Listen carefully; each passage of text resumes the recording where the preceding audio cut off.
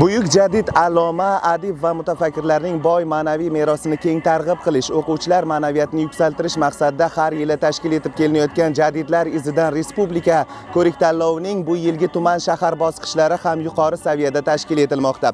Ayni daqiqalarda Kogon tumanida mavjud 25 ta umumta'lim maktablarining 6, 7, 8 hamda 9, 10 sinf o'quvchilaridan iborat jamoalar ham tanlovning Kogon tuman bosqichida ishtirok etishga tayyor. Biz 12 maktabdan keldik. Hozir biz juda ham hayajondamiz. Endi Jadidlar izi bu juda ham zo'r tanlov. Men bunga juda ham qatnashkim kelardi va nihoyat 6-sinf bo'lib va nihoyat qatnashyapmiz. Hozir biz guruhimiz bilan 8 ta kitobni o'qib tugatdik. Endi o'ylayapmizki, bu tanlovda albatta g'olib bo'lamiz.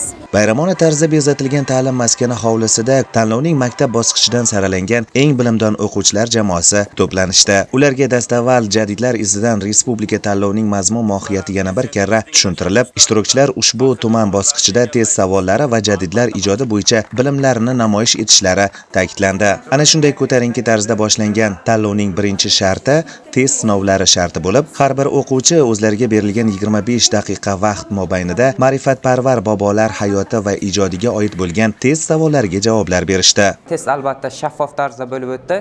Ya'ni o'quvchilar orasida sog'lom raqobatni yuzaga keltirish uchun o'ylaymanki, barcha bilim salohiyatlarimizdan kelib chiqqan holda testni namunali tarzda ishlab berdik. Shaffoflik va adolat mezoni asosida o'tgan test natijalariga ko'ra, eng yuqori ballni qo'lga kiritgan bilimdon o'quvchilar tanlovning ikkinchi shartida savol-javob, asarlar tahlili shartida ishtirok etdi. Qizg'in mushoiralar, bahs-munozaralarga boy tarzda o'tgan tanlovda teng natija ko'rsatganlar qo'shimcha savollar orqali eng kuchli o'quvchilar aniqlandi.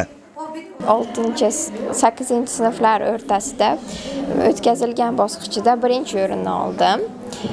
Keyingi bosqichlarda ham birinchi o'rinni olish uchun ko'proq kitob mutolaa qilaman. Tahlillarga keladigan bo'lsak, ushbu tanlov ikkinchi yil o'tkazilishiga qaramasdan o'tgan yilga nisbatan ishtirokchilar soni sezilarli darajada ortganligini bilish mumkin. 44 ming yoshlarimiz, maktab o'quvchilarimiz Jadidlar izidan tanlovda ishtirok etish uchun qiziqish bildirib ro'yxatdan o'tgan. Tanlovning tuman shahar bosqichi g'oliblari viloyat bosqichida ishtirok etishadi. Madrahim Turdiyev, Abdulla Rajabov, Buxoro.